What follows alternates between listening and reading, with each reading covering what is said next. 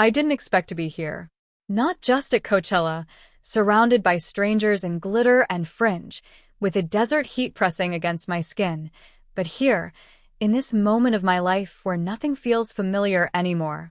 My name is Emilia. I'm 45, recently betrayed, and painfully aware of how easily a life can shift from quiet contentment to unraveling. My husband, ex-husband now, cheated. With someone half my age, of course. Isn't that always the story? I had spent the first month after it all came crashing down cycling between rage, numbness, and a hollow kind of grief. The kind that doesn't weep or scream, just lingers. Heavy. Silent. Until my son, Lucas, showed up at my door with 2 VIP passes and that crooked grin of his, the same one he wore when he was 8, and tried to convince me that he could definitely handle baking cookies alone. "Mom," he said, pressing the wristband into my palm, "you need to live again." I laughed, half scoffing. "At Coachella? I'll look like someone's lost chaperone." "You look like the most magnetic woman there," he said without hesitation. And now here I am, standing beneath the purple twilight sky, listening to music thrum through the sand and into my bones, unsure of where I belong in this sea of youth and shimmer. The air smells of wildflowers and dust, and my heart is doing that thing again, tightening, softening, unsure. Lucas is beside me, his hand at the small of my back as he leans in so I can hear him over the music. "You okay?" he asks, his breath brushing my ear.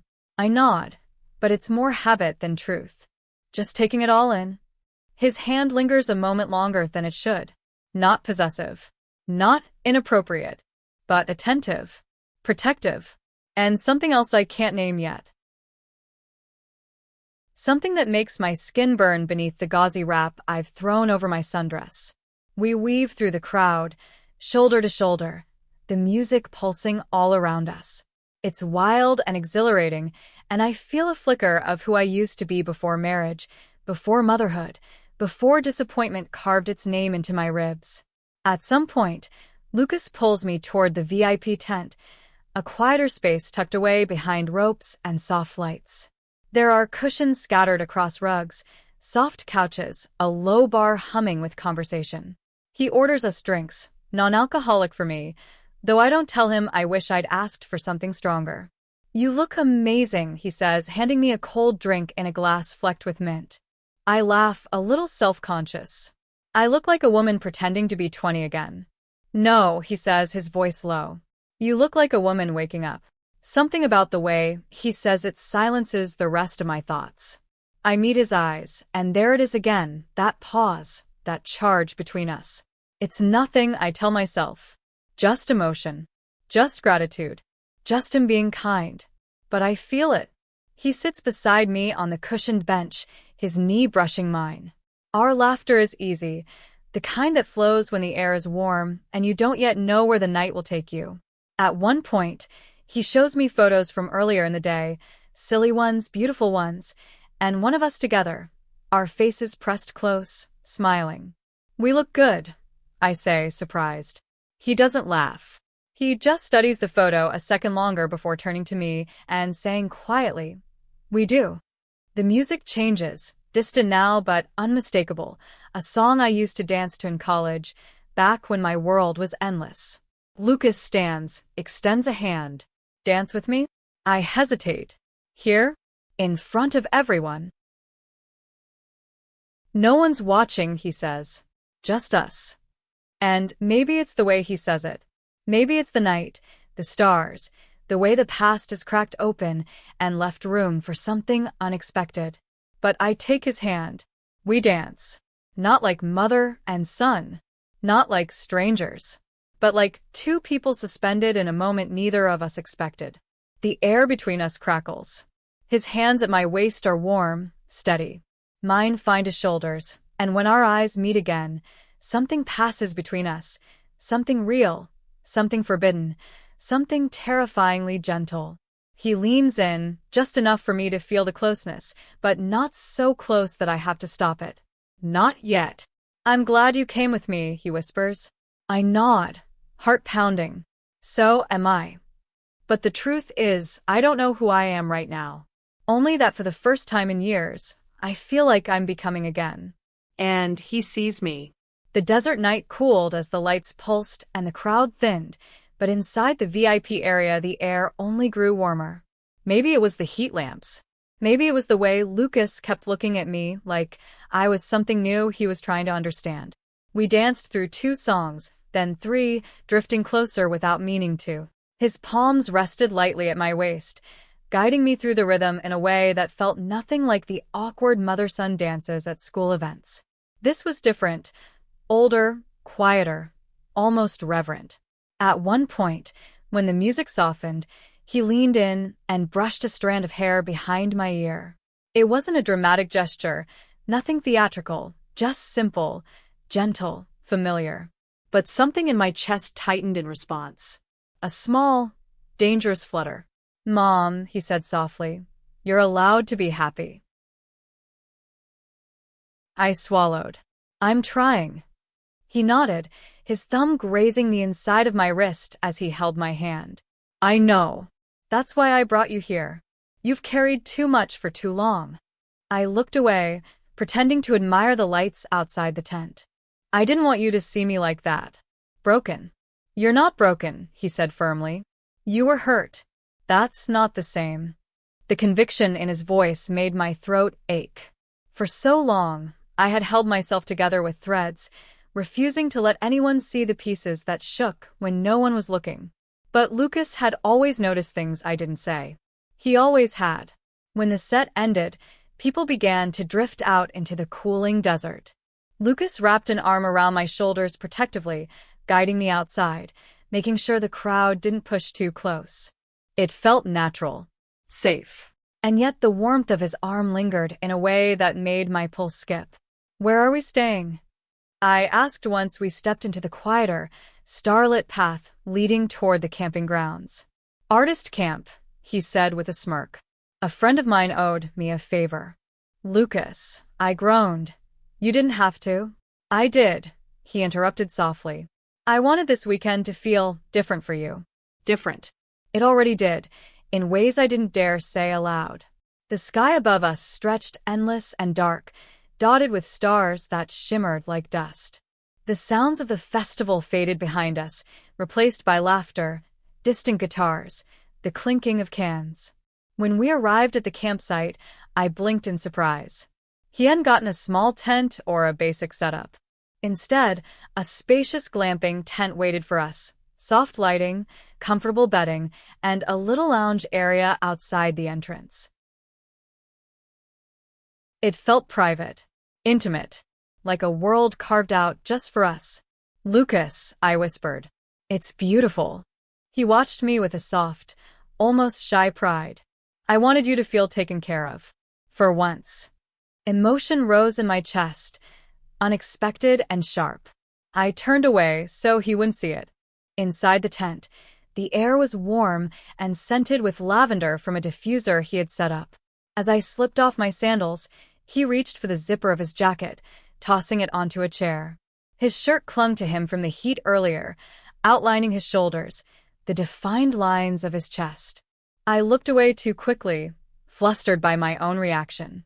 "This is a lot," I murmured, sitting down on the edge of one of the beds. He turned to me slowly. "Is it too much?" "No," I admitted, voice smaller than I intended. "Just more than I expected." He sat on the other bed, facing me. Close but not too close. His knee brushed mine again, light, accidental, but enough to send a spark up my spine. "We still have 2 more days," he said quietly. "And I want you to enjoy every minute." I nodded, unsure of what to do with the way he was looking at me. A mixture of admiration and something more layered beneath. He reached out, hesitating for half a heartbeat, then gently took my hand. His fingers brushed mine with a softness that made my breath catch. "You're not alone anymore," he said. The words hit me deeper than I expected. I squeezed his hand before I could think. "Thank you," I whispered. We stayed like that, hand in hand, sitting close enough for our knees to rest together, longer than we should have. I should have pulled away. I should have said something sensible. But the quiet hum of the desert night wrapped around us, and his presence was warm, grounding, familiar in a way that felt dangerous. He shifted slightly, his thumb brushing the base of my palm. I felt the air change, the tension folding in on itself, soft, hesitant, rising. "Let's get some sleep," he said finally, his voice lower than before. "Tomorrow's a big day." I nodded, but the moment lingered long after we lay down in our separate beds, the tents dimming around us. I listened to his breathing steadying across the small space, and with every inhale, every exhale, something inside me drew nearer to something I couldn't name. Something forbidden. Something magnetic. Something I didn't know how to stop. Not anymore. I barely slept. Every time I drifted close to rest, I became aware again of the soft, steady rhythm of Lucas's breathing across the tent.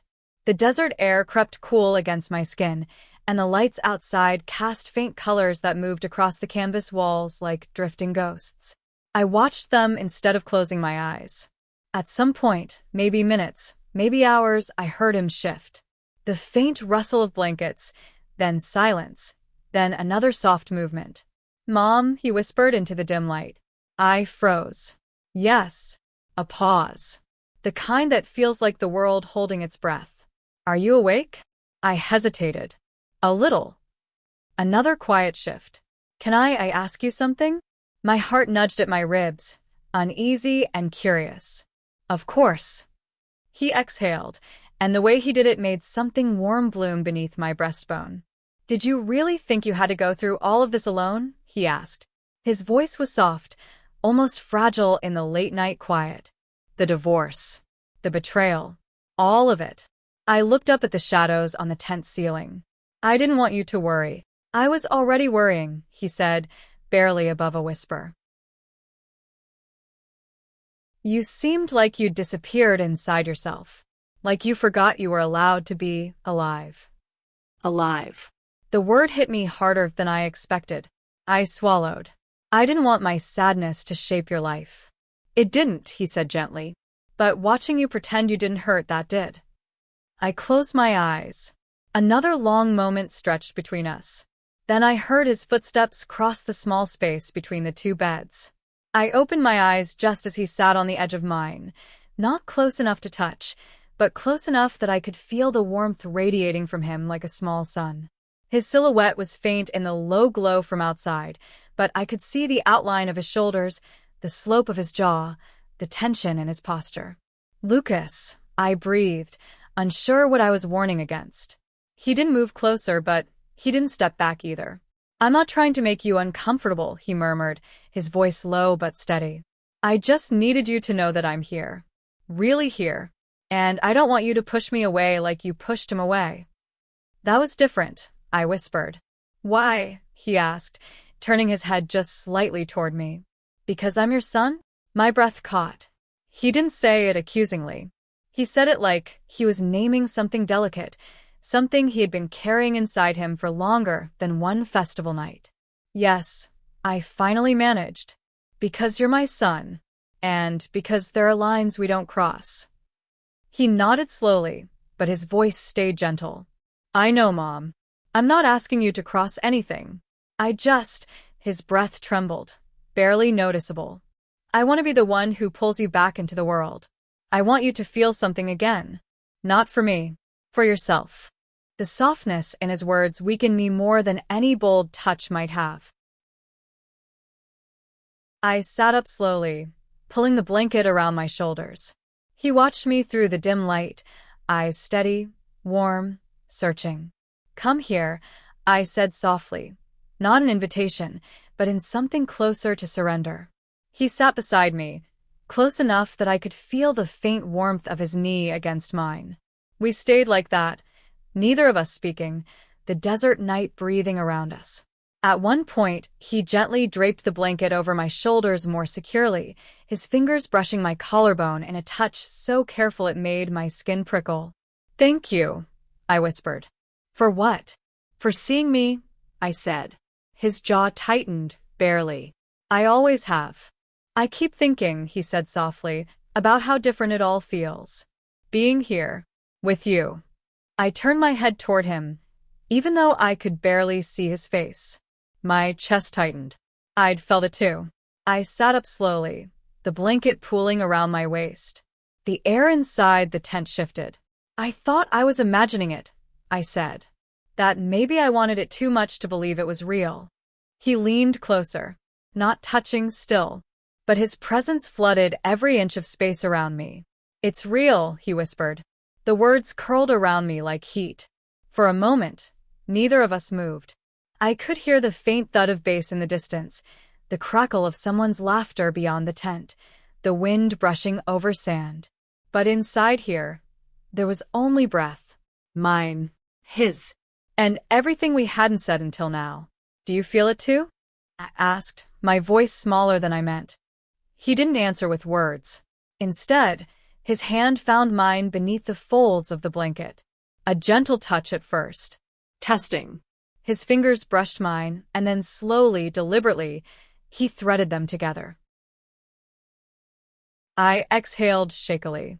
We shouldn't. No, he murmured. We shouldn't. But neither of us let go. His other hand reached up, brushing a stray strand of hair from my cheek. His thumb lingered at the edge of my jaw. His eyes searched mine, even in the dim light, like he needed permission but already knew the answer. I've been trying not to look at you, he said, his voice raw. Not to think about how you laugh, how you move. But I can't stop. My heart stammered. And I keep telling myself you're too young, I whispered. That I should know better. He smiled just barely. But you don't believe it, do you? I didn't. Not here. Not now. Not with the way he was looking at me, like I wasn't a mistake, or a fantasy, or a passing phase. But something he'd stumbled into and didn't want to leave. I reached up, resting my palm against his chest. I could feel the thrum of his heart beneath my fingertips. Unsteady. Alive.